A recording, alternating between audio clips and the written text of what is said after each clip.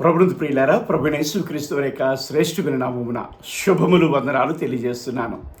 యేసుక్రీస్తు దేవుడు లాంటి దేవుళ్ళు ఇంకెవరైనా ఉన్నారా అని 18 కారణాలు చూపిస్తూ, ఈ 18 కారణాలు దేవుడు అనబడిన వారిలో ఉండాలి, లేకపోతే వారు దేవుళ్ళు కాలేరు.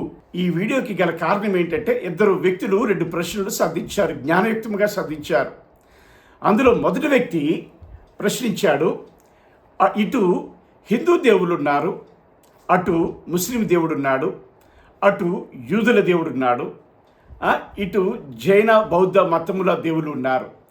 వీరందరూ కాకుండా నువ్వు యేసుక్రీస్తు మాత్రమే దేవుడని వీడియోలు చేస్తున్నావు కదా, యేసుక్రీస్తు ఎలా దేవుడవుతాడు, వీళ్ళందరూ ఎందుకు దేవుళ్ళు కారు అని ప్రశ్నించాడు ఆ వ్యక్తి. ఏమండి, మరొక వ్యక్తి ప్రశ్నించాడు, ఏమని అంటే, సింధు నాగరికత టైంకి తరువాత పుట్టుకొచ్చిన దేవుళ్ళు కారా? తర్వాత ప్రపంచపు నియంత్రితపు సామ్రాజ్యాలు ప్రపంచంలో విడిచిపెట్టిన దేవుళ్ళు, ప్రతిపాదించిన దేవుళ్ళు కారా? లేకపోతే లక్షల సంవత్సరాల క్రితం పుట్టిన దేవుళ్ళు, అంటే వారి మానవ పుట్టుకకు, వారు జీవించే జీవిత విధానానికి ఆధారాలు కూడా లేని కల్పించబడిన దేవుళ్ళు అని అర్థం. ప్రిమేట్ వలన ఆధారాలు లేని దేవుళ్ళు కారా అని ఆయన తెలివిగా ప్రశ్నిస్తున్నాడు. అంటూ ఏమంటున్నాడంటే, మరి ఎందుకు యేసుక్రీస్తు మాత్రమే దేవుడని ప్రకటిస్తున్నావు, వీడియోలు చేస్తున్నావు అని అడిగాడు. యేసుక్రీస్తు ఎలా దేవుడవుతాడు, ఎందుకు దేవుడవుతాడు అని రెండవ ప్రశ్న వేశాడు. గనుక ఈ 2 ప్రశ్నలకు కూడా సమాధానాలు మీరు పొందుకునే ముందు ఒక మనవి, క్రొత్తవారైతే సబ్స్క్రైబ్ చేయండి, అనేకులకి షేర్ చేయండి. పాతవారైతే సబ్స్క్రైబ్ చేసిన మీరు షేర్ చేయండి, లైక్ కొట్టండి. లైక్ కొడితే ఎక్కువ శాతం ప్రజలకు చేరుతుంది. యేసుక్రీస్తు మాత్రమే దేవుడు అనే ఈ పరిచర్యలో మీరు కూడా పాలిభాగస్తులు అవుతారు. కనుక లైక్ కొట్టి అనేకులకి చేరినట్లుగా సహకరించగలరని నమ్ముతూ దేవునికి మహిమ చెల్లించుకుంటూ మీకు నా ఆశీర్వాదాలు ప్రకటిస్తున్నాను. అవును ప్రియమేటి వలన నేను ఎందుకు యేసుక్రీస్తు మాత్రమే దేవుడు అని నమ్ముకున్నాను, ఎందుకు ఆయనను దేవుడిగాను రక్షకుడిగాను ఎంచుకున్నానంటే, నేను ఈ క్రింద చెప్పబోయే 18 క్వాలిఫికేషన్స్ యేసుక్రీస్తులో తప్ప దేవుళ్ళు అనబడే వారిలో ఎవ్వరిలో కూడా నేను కనుగొనలేదు. ఈ 18 దైవిక క్వాలిఫికేషన్స్ యేసుక్రీస్తులు తప్ప మరే దేవతా శక్తులలో నేను కనుగొనలేదు. కాబట్టి యేసుక్రీస్తు మాత్రమే దేవుడు, ఆయన మాత్రమే నా రక్షకుడు, ఆయన మాత్రమే సృష్టికర్త అని ఎరిగి అంగీకరించి దానిలో కొనసాగుతున్నాను, నిత్య జీవానికి వారసుడినయ్యాను. కాబట్టి మనుషుడిగా పుట్టి దేవుడు అనబడిన వానికి ఉండవలసిన 18 లక్షణాలు ఏమిటో మనం చూద్దాం. ఏంటండి? మనుషుడిగా పుట్టి దేవుడు అనబడిన వానికి ఉండవలసిన 18 క్వాలిఫికేషన్స్ ఏమిటి అనేది మనం చూడబోతున్నాం. మొదటి క్వాలిఫికేషన్ ఏంటట, చదువుతాను వినండి.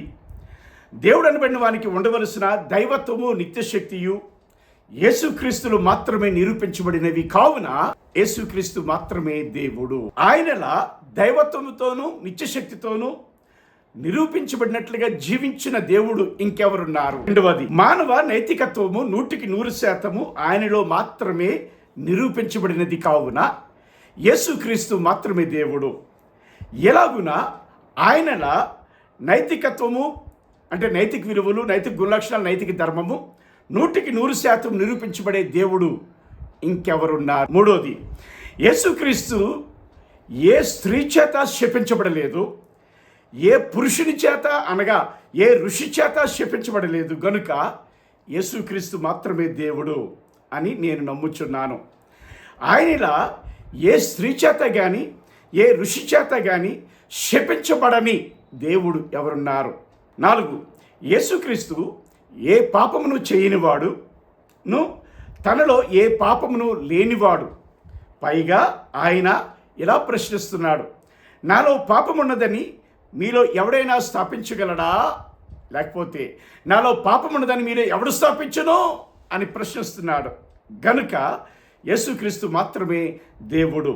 ఇలాగున ఆయనలా నాలో పాపమున్నదని మీలో ఎవడు స్థాపించగలరు అని ప్రశ్నించిన దేవుడు ఇంకెవరున్నారు?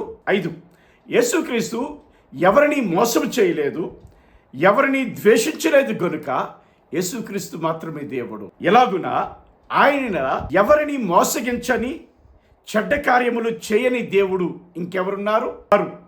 యేసుక్రీస్తు సర్వశక్తి గలవాడు గనుక యేసుక్రీస్తు మాత్రమే దేవుడు. ఆయన ఎలాంటి అద్భుతమైన చేయగలడు గనుకనే యేసుక్రీస్తు మాత్రమే దేవుడు. 7, దైవత్వం యొక్క సర్వ పరిపూర్ణత యేసుక్రీస్తులో నివసించుచున్నది అని నిరూపించబడినది కావున యేసుక్రీస్తు మాత్రమే దేవుడు. ఎలాగున ఆయనలా దైవత్వం యొక్క సర్వ పరిపూర్ణత 100% నిరూపించబడిన దేవుడు ఇంకెవరున్నారు? 8, యేసుక్రీస్తు మానవుడుగా జీవించినప్పటికీ ఆయన కామ, క్రోధ, లోభ, మద, మత్సరాలకు లోబడక వాటిని జయించిన వాడు గనుక యేసుక్రీస్తు మాత్రమే దేవుడు. ఎలాగున ఆయనలా మానవుడిగా జీవించినప్పటికీ వారి కామ, క్రోధ, లోభ, మద, మత్సరాలను జయించిన దేవుడు ఇంకెవరున్నారు? 9, యేసుక్రీస్తు తాను సృష్టించిన ప్రకృతి ధర్మానికి కట్టుబడి జన్మించాడు, కట్టుబడి మరణించాడు, సృష్టికి అతీతునిగా తిరిగి బ్రతికాడు. ఇంకా ఈ సృష్టిలో ఏ ప్రతికూల పరిస్థితికి కూడా లోబడలేదు గనుకనే యేసుక్రీస్తు మాత్రమే దేవుడు.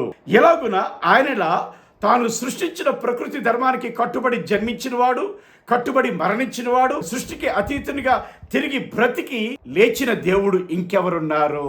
10, యేసుక్రీస్తు పాపులను, బలహీనులను, భక్తిహీనులను, శత్రువులను ప్రేమించి వారిని క్షమించి వారి కొరకే తన ప్రాణము పెట్టుటకు వచ్చాను అన్నాడు గనుక యేసుక్రీస్తు మాత్రమే దేవుడు. ఎలాగున ఆయనలా మానవుడమైన మనలను ప్రేమించి తన ప్రాణమును పెట్టుటకు వచ్చాను అన్నటువంటి దేవుడు ఇంకెవరున్నారు?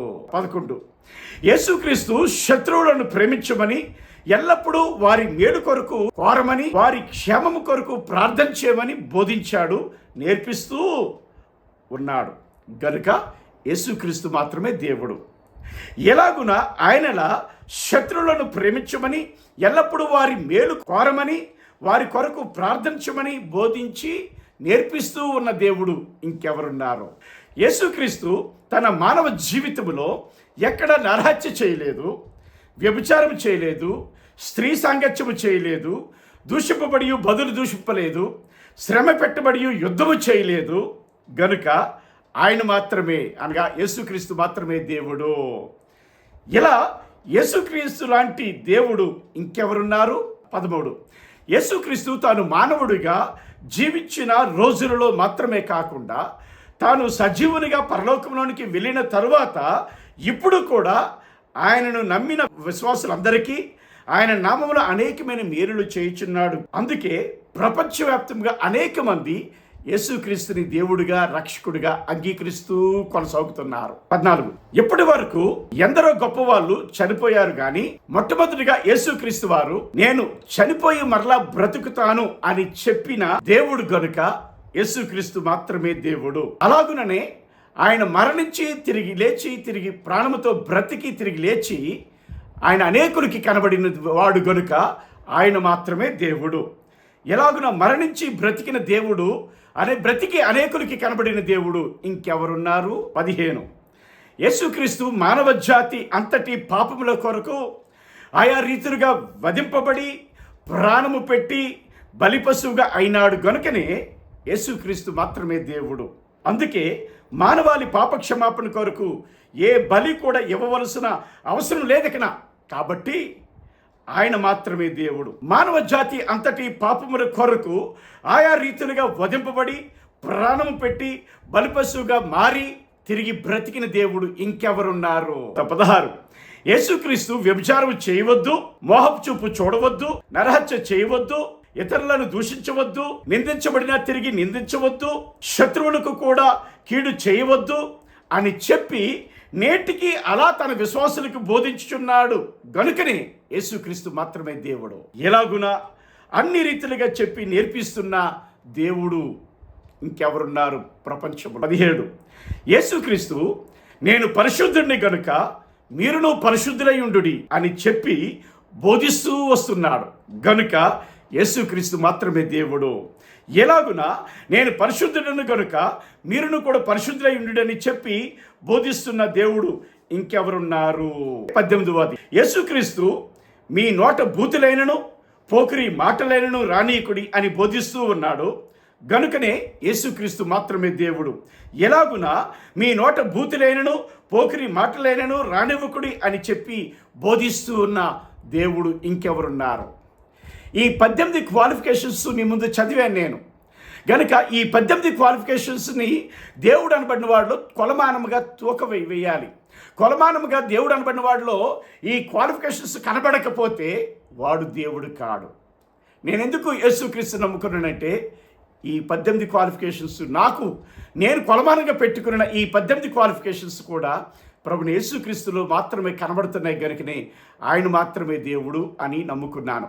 కానీ ప్రపంచపు నియంతలు అనగా 6 నియంత్రితపు సామ్రాజ్యాలు, ప్రపంచాన్ని ఏలే సామ్రాజ్యాలు, వారు ప్రతిపాదించిన వారి ప్రతిమలు, వారి దేవుళ్ళు, వారి దేవతలు, అనేక లక్షల సంవత్సరాల క్రితం వచ్చినట్టు దేవుళ్ళు దేవతలు, లేకపోతే సింధు నాగరికతలో వచ్చినట్టు దేవుళ్ళు దేవతలు, వీరందరికంటే నిరూపించబడిన వాడుగా కనబడుతున్నాడు యేసుక్రీస్తు ప్రభువారు. కాబట్టి క్రైస్తవ విశ్వాసులారా, మీరు స్త్రీలను, ప్రభువునందు స్త్రీలను కదలని వారుగా ఉండి దేవుని కొరకు ఆయన చెప్పినట్లుగా బ్రతికి నిజంగా క్రైస్తవులు వీళ్ళు అని నిరూపించుకోండి.